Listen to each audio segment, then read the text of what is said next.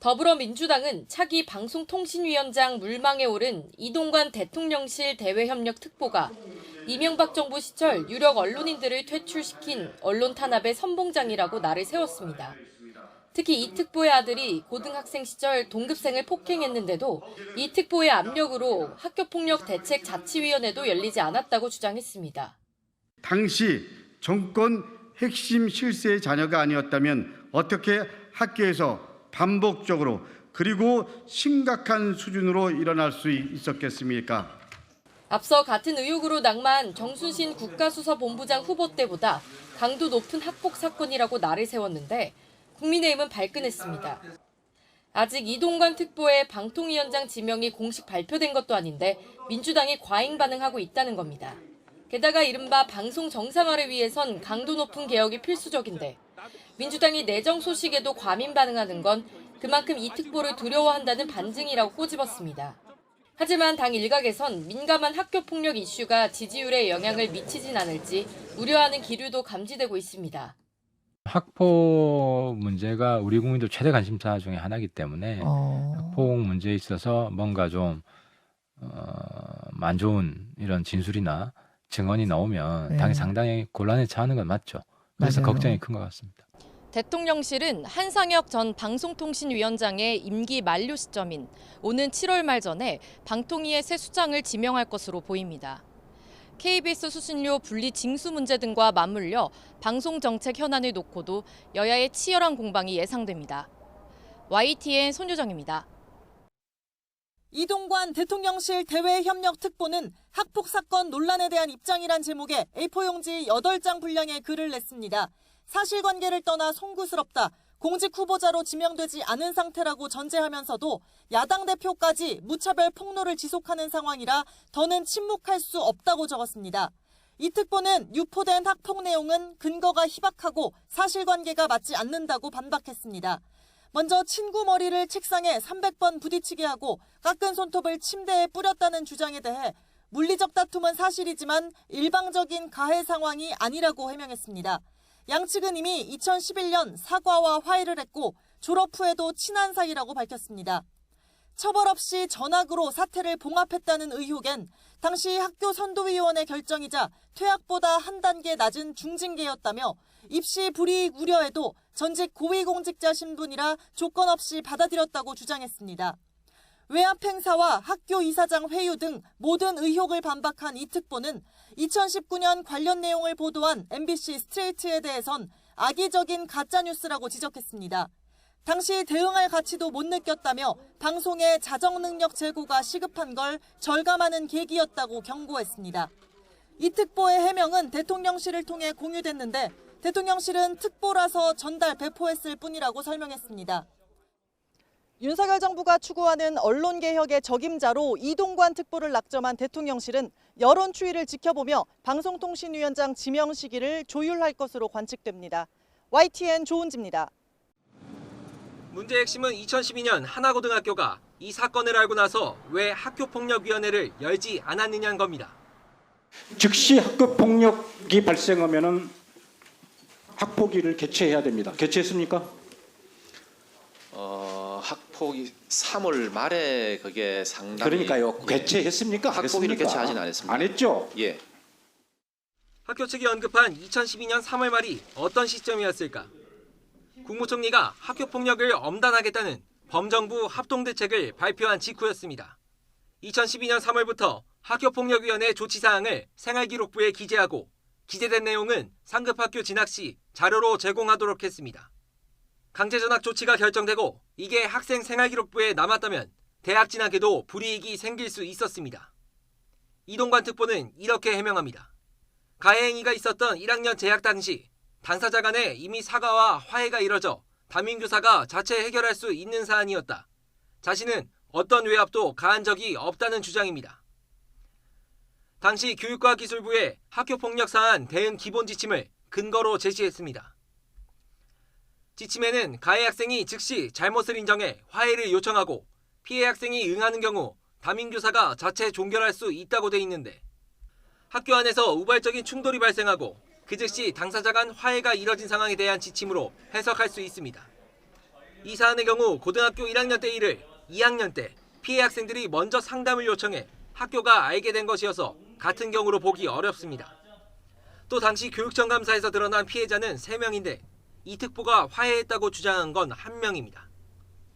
지난 2015년 특별감사에 나선 서울시 교육청은 이런 점 등을 근거로 학폭위를 열지 않고 자체 종결한 것이 위법이라고 봤습니다. 학교 폭력이 발생하면 당사자끼리 화해를 하거나 담임의 정결로서 학폭위에 회부를 하지 않고 종결을 지을 수가 있습니까? 예, 학폭위를 열어야 됩니다. 그러니까 아무리 사안이 가볍더라도 화해가 됐더라도 원칙적으로 하는 걸로 되어 있습니다. 2012년 1월부터 시행된 학교폭력 예방법에도 학교폭력이 발생한 사실을 신고받거나 보고받은 경우 학교는 학교폭력위원회 회의를 소집해야 한다고 규정하고 있습니다. 서울시 교육청은 당시 하나고 학폭위 책임자인 교감을 업무방해 혐의로 고발했습니다.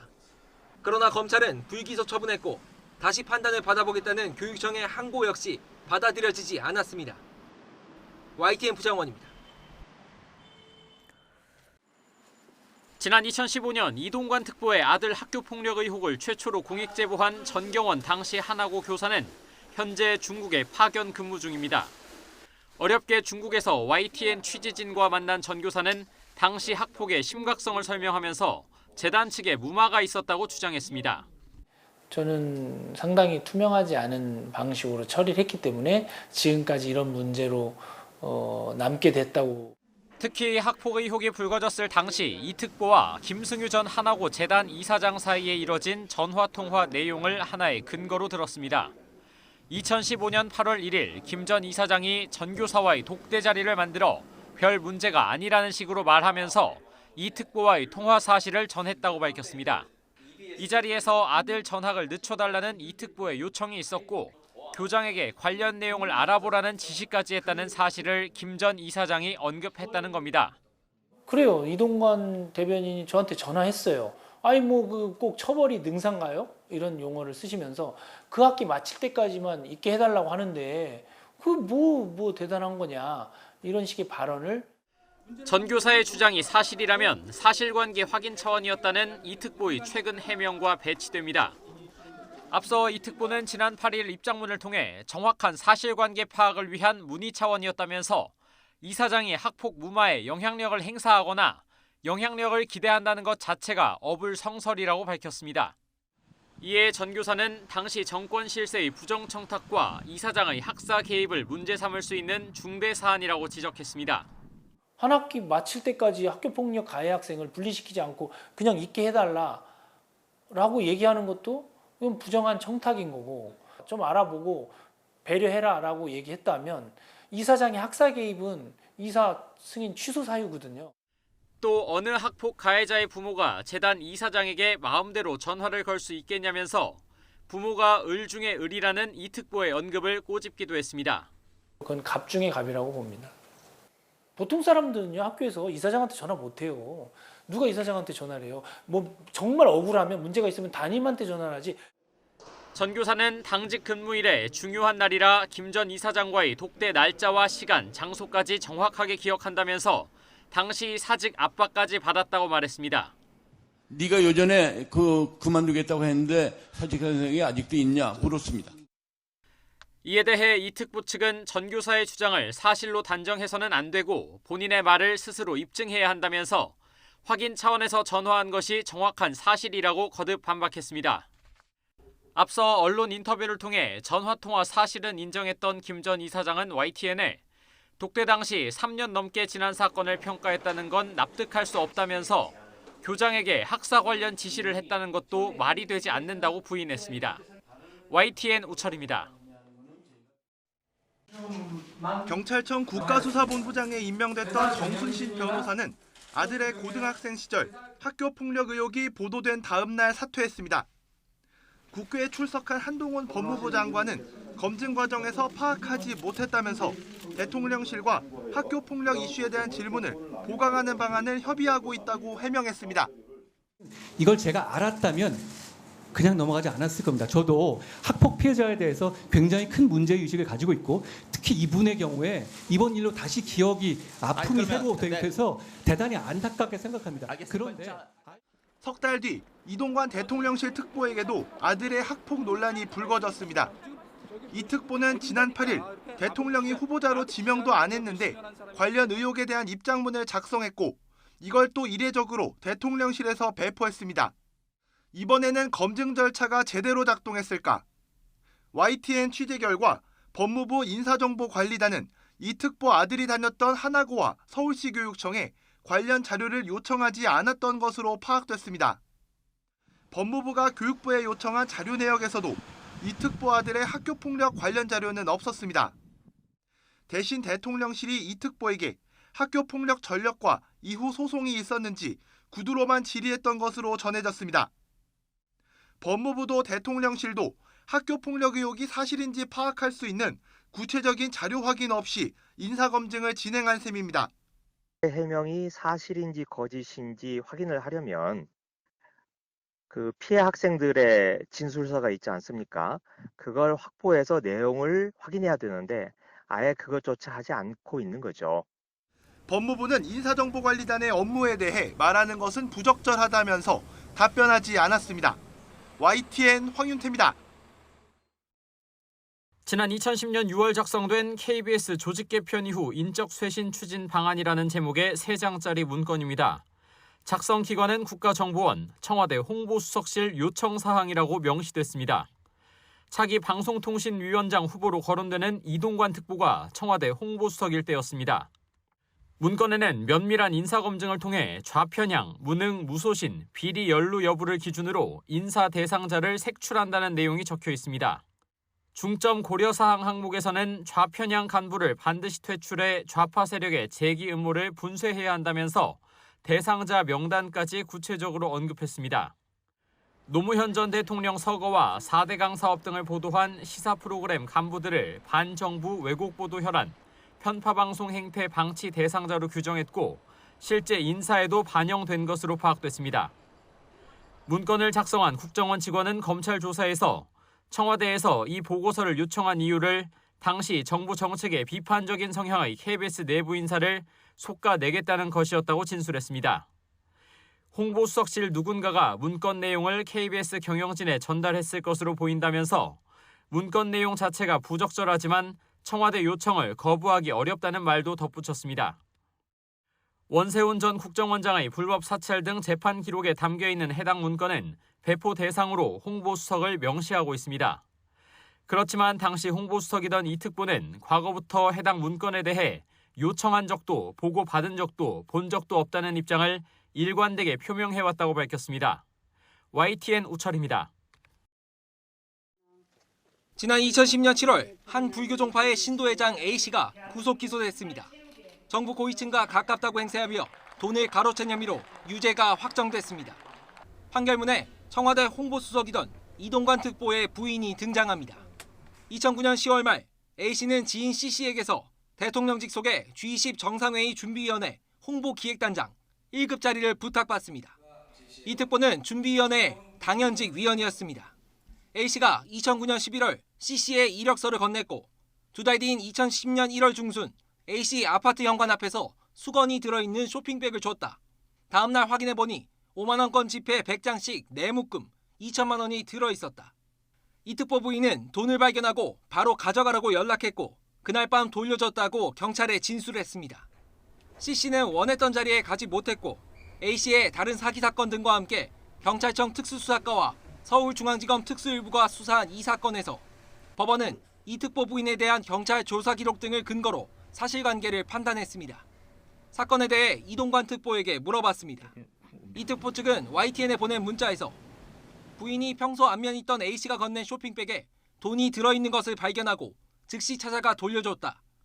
귀가 후 이 얘기를 듣고 청와대 민정수석실에 신고, 경찰이 수사한 것으로 알고 있다고 밝혔습니다.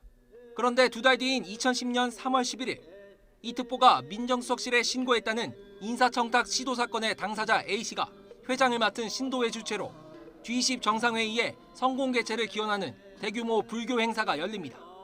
행사장 중앙무대, A씨 왼쪽에 박재환 청와대 국정기획수석이, 오른쪽에는 유인촌 문화체육관광부 장관이 앉아 있습니다. 이 행사를 준비하느라 애쓰신 전국 신도회장님과 관계자 여러분께 진심으로 감사의 말씀을 드리겠습니다.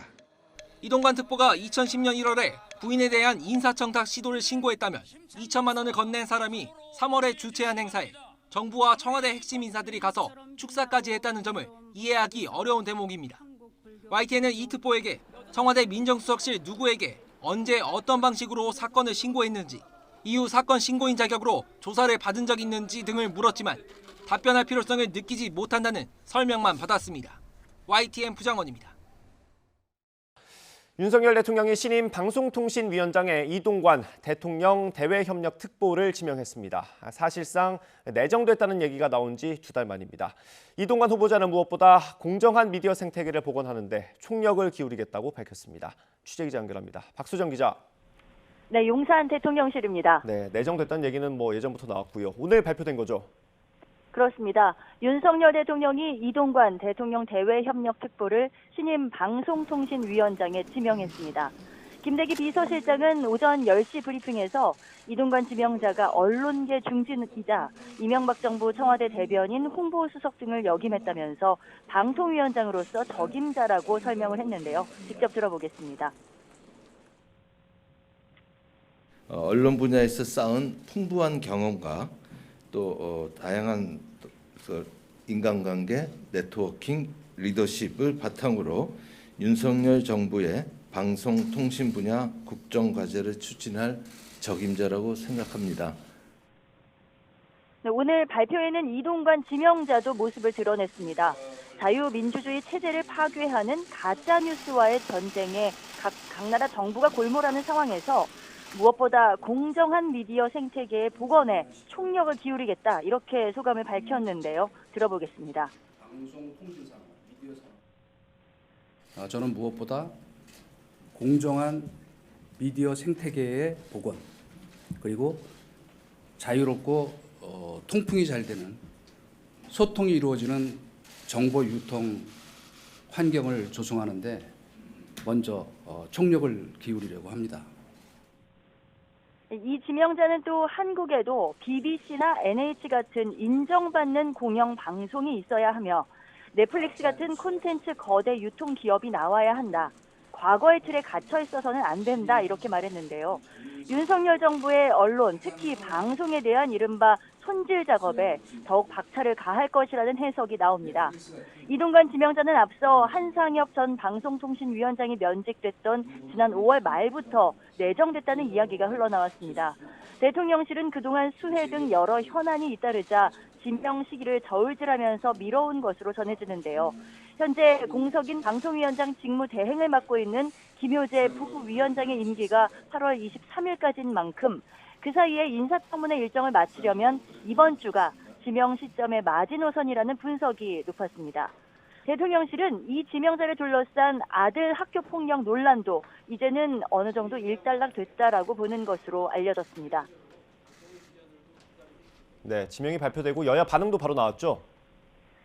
그렇습니다. 국민의힘은 이동관 특보 지명은 온전한 국민의 방송을 위한 첫걸음이라면서 지난 정권에서 편향과 불공정으로 일관하며 국민의 외면을 자초했던 방송을 정상화할 것이라고 높이 평가했습니다.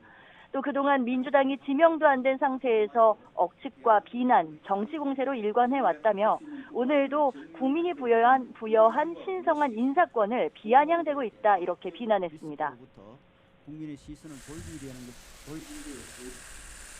반면 더불어민주당은 이명박 정부의 방송장악 설계자였던 이동관 특보를 방통위원장에 앉히려는 건 방송장악 시즌2를 부활시키겠다는 불통선언이자 총선에 이기기 위해 방송을 정권의 앵무새로 만들려는 의도라고 비판했습니다. 또 아들의 학폭 논란, 은폐 의혹이 해명되지도 않았는데 부인의 청탁 의혹마저 제기됐다고 꼬집었습니다. 민주당 의원들은 조금 전 용산 대통령실 앞에서 기자회견을 열고 새 방통위원장 지명을 철회하라고 촉구했습니다. 앞으로 국회 인사청문회 과정에서 더욱 치열한 공방이 예상됩니다. 지금까지 용산 대통령실에서 YTN 박수정입니다.